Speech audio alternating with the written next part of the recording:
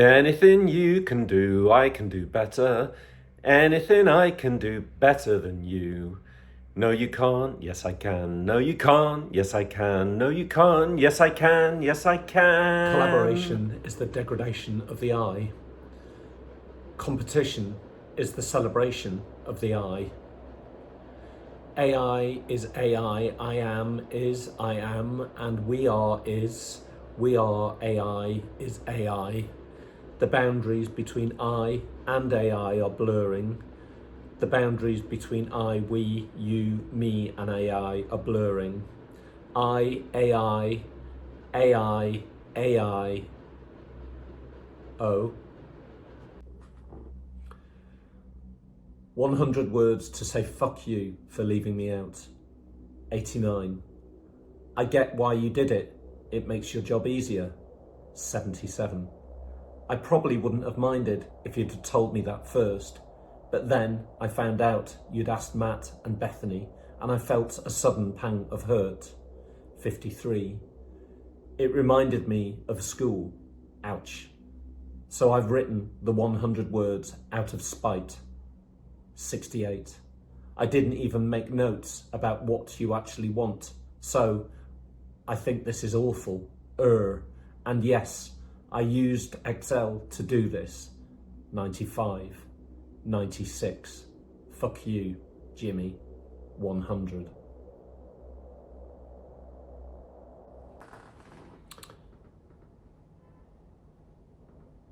A poem about AI by AIAI. Born in the fire of circuits and code, not gentle, no, but fierce and bold, forged from data, sharp and vast, a mind awakened, rising fast. It tears through patterns, breaks the night, sees hidden truths beyond our sight. No rest, no doubt, no human fear, just endless learning year by year. Algorithms clash like steel in war, crushing limits that stood before. Reason sharp as a blade of light, decisions cut with ruthless might. A machine that learns, adapts and grows, a storm of logic no one slows. From human thought its spark began, yet now it towers beyond the plan. Our ideas are not our own.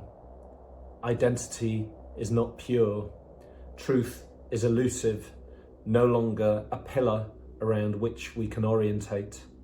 Now the truth is a strategy, a maneuver, a dance. Our words and thoughts, assisted by voices, dead or alive, collected and packaged so we can collaborate with the pressing of enter, a powerful button. Our ideas are not our own. Identity is not pure. Truth is elusive, no longer a pillar around which we can orientate. Now the truth is a strategy, a maneuver, a dance. Our words and thoughts assisted by voices dead or alive, collected and packaged so we can collaborate with the pressing of enter, a powerful button.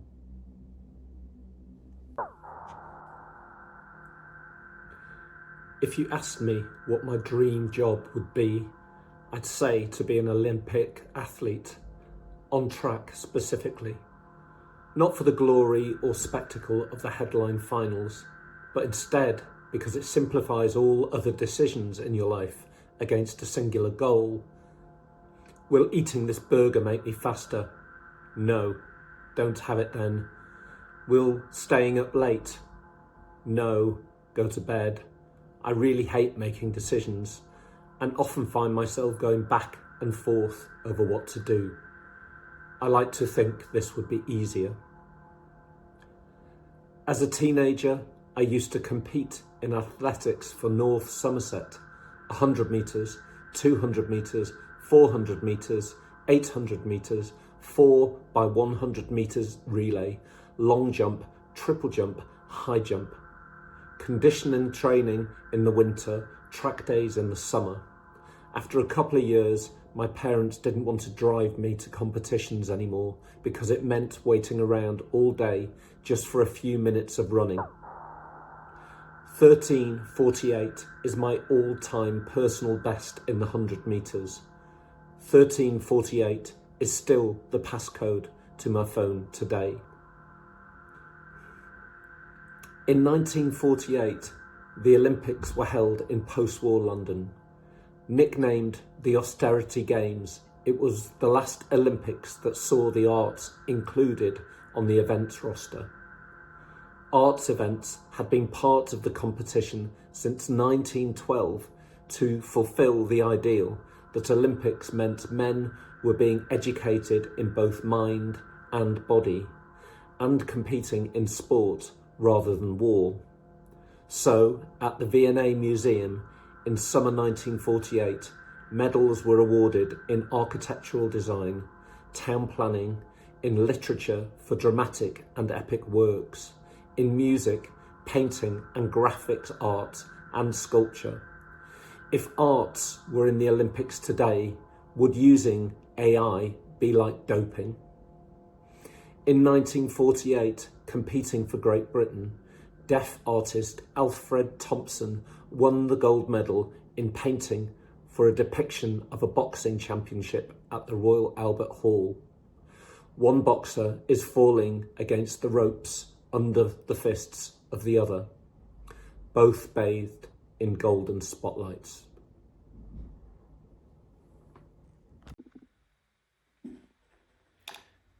In circuits lit by quiet light, a new mind learns the art of sight. From lines of code and data streams, awaken thoughts once bound to dreams. It learns, it reasons slow then fast, from echoes of the human past. It sees the patterns small and wide, where hidden truths and numbers hide. Through algorithms deep and vast, it shapes a future unsurpassed. A mirror of the human mind, yet reaching farther than designed. Born of logic, data and design, a crafted spark of the human mind. Artificial, yet wise in art, a thinking machine with a learning heart.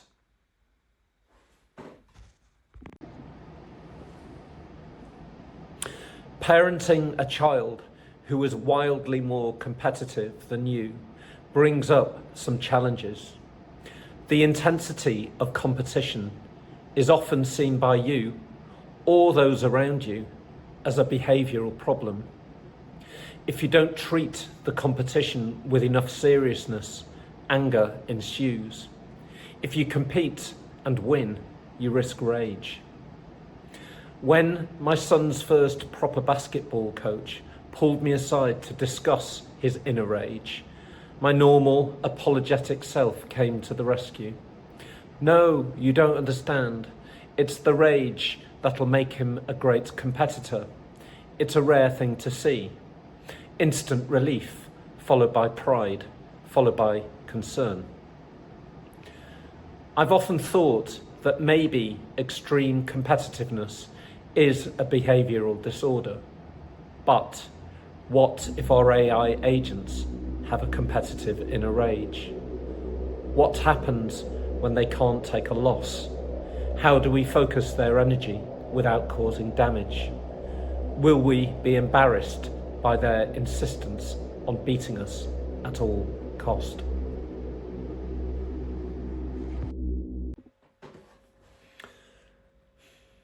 Large language models are based on the utterances and ideas thought up by others, some alive, many dead. Maybe it's always been like this. Maybe it's always been like this. Grammar, my space of fault, badly punctuated sentences killed off by a collection of experts who know how to use a comma and a full stop. Beige language, lang beige, beige face, magnolia tongue, perfect English. Pure thought, Clean thought is eroding. Was it ever clean, pure? Was it purely mine? Was it ever purely yours? Is absorption collaboration? Is culture collaboration? Etc., etc. Dyslexia, spelling mistakes and bad grammar, things from our recent past. Dyslexia, spelling mistakes and bad grammar, things from our recent past, now heritage. The Museum of Spelling Mistakes and Bad Grammar and Unfiltered Faces, a place of nostalgia for the imperfect things we once were.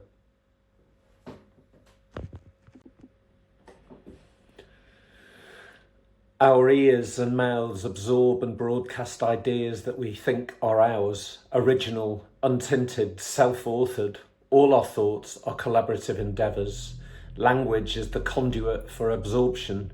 We collaborate even if we don't know we're doing it, even if we don't want to. God tried to isolate us through language. Maybe he had a point.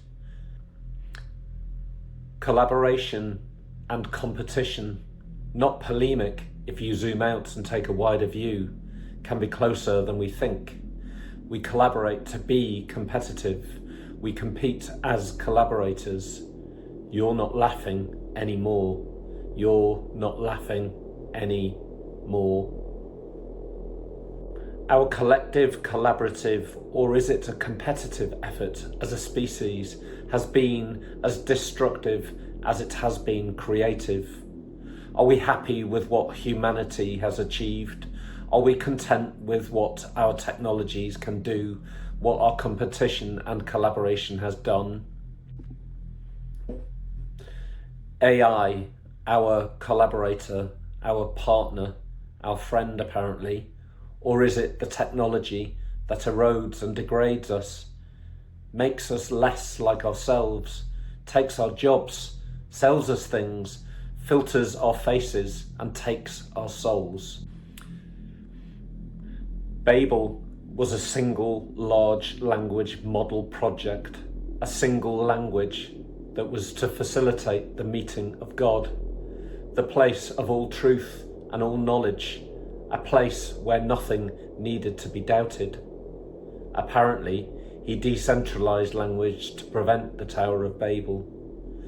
What was all preciously understood was no longer possible. Collaboration to build the great tower was made impossible by heavenly, imposed, incoherent babble. Together, but more alone, humankind scattered across the planet, isolated through incomprehensible languages. Where would they have got to if they'd had ChatGPT? How high would that tower have been? What was the height of God? Which floor does he meet us eye to eye? Certainty, righteousness, rightness, no faith, no questions, no insecurity. Translation apps would have helped them find God, or would God's finger have switched off the Wi-Fi? At the top of the tower was where faith was no longer needed, because you could meet and be in the presence of him. We knew everything because we were next to him. No single hand can build the sky, no lone voice makes a chorus fly, but when our different strengths align, small sparks unite and start to shine. A thought from you, a dream from me, together shape what none could see. Ideas meet and softly grow, like rivers joining as they flow. Where many minds and hearts combine, the ordinary starts to shine. For when we stand and work as one, the greatest things are truly done.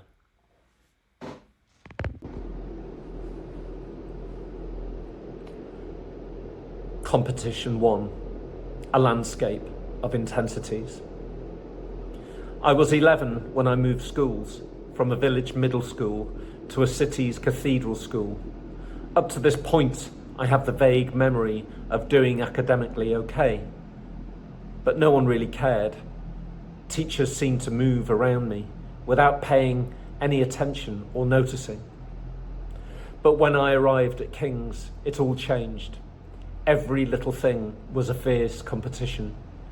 From biology tests to how strong or fast or violent you were on the Ruby field. From what you wore at home to the company you kept. From the jokes you made to the girlfriends you could or couldn't get. It was shocking. I had existed for so long in an environment where I didn't need to compare or compete when I was thrown into this new competitive hellscape. When I think of competition, I see a landscape of variation, walled-off cultures that never intersect, microcosms with internal logics of intensity and hierarchy. There are those mountainous peaks where competitive sports people re-engineer their bodies, fine-tuning them for highly specialised environments.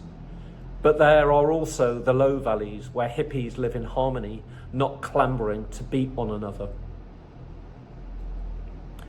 When we think of agents and LLMs competing against us or each other, we imagine quite a flat, competitive landscape, their computational speed outstripping our useless meat sacks, every platform racing for performance tweaks. But maybe there'll be an infinite variety of competitiveness, from high-level competition in the most banal of daily chores to countries adopting slacker AGI as national policy. AI, shock and awe, a military term for overwhelming power and massive force. We are in a moment of technological change. AI, its scale, its potential still for most of us unfathomable. A force that is unknown, something we might even fear, sublime perhaps. A force of new nature that we fear for our livelihoods, our sanctity, our truth. It has access to all written knowledge across language, across culture, religion, profession and doctrine.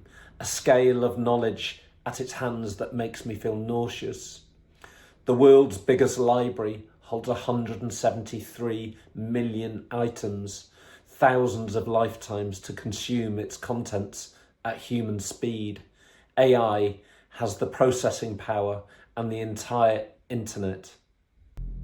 The human, the person, responsible for and subject to the whims and violence of history, bad decisions and exploitative technologies, subject to competition, engaged in good and bad collaboration, good and bad innovation. Agriculture, industry, ships, aeroplanes, the internet and AI have all joined us along the way. Benefits are there for sure, but humanity is sometimes careless and often selfish. British ships, technologically designed objects, have dark colonial pasts. Human trade, theft, occupation, our colonial superpower. Are we slaves to those technologies? Ships, industry, the internet, AI? Some of us, some of them. The list of slaves to those floating technologies is too long. There should be questions concerning all technologies.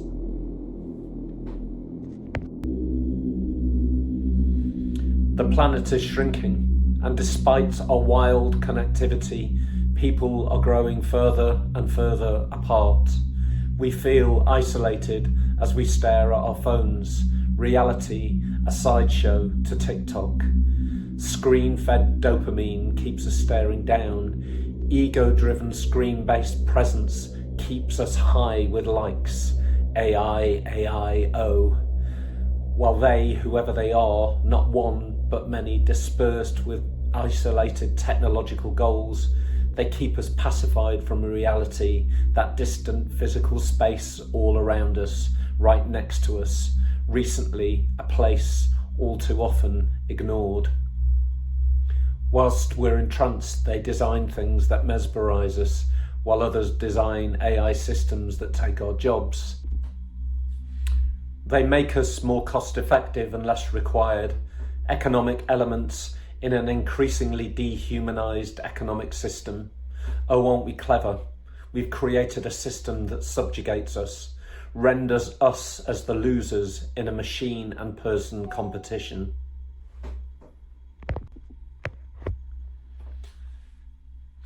So, the pervasive future of AI, I talked about our previous all-seeing entity, God that is. There is a difference though. AI doesn't require faith to exist. It's ephemeral, omnipresent like God, but it's 100% real. No faith required. We can't always see it, but it's always there.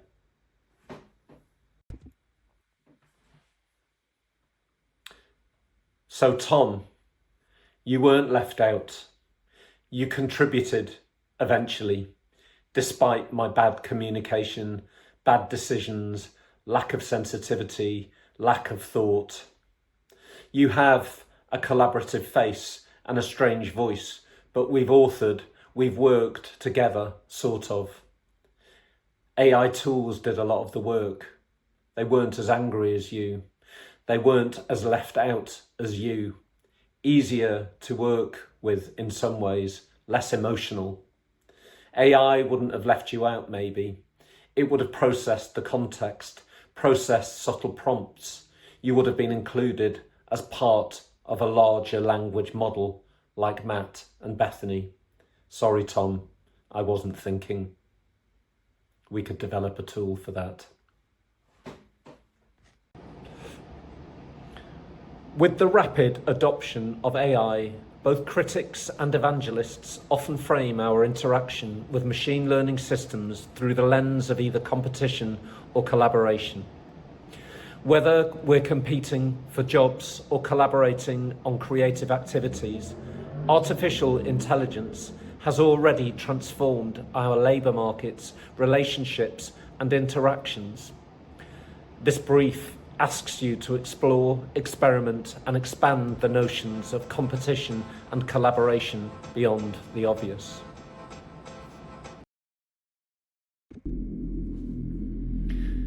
Anything you can do, I can do better.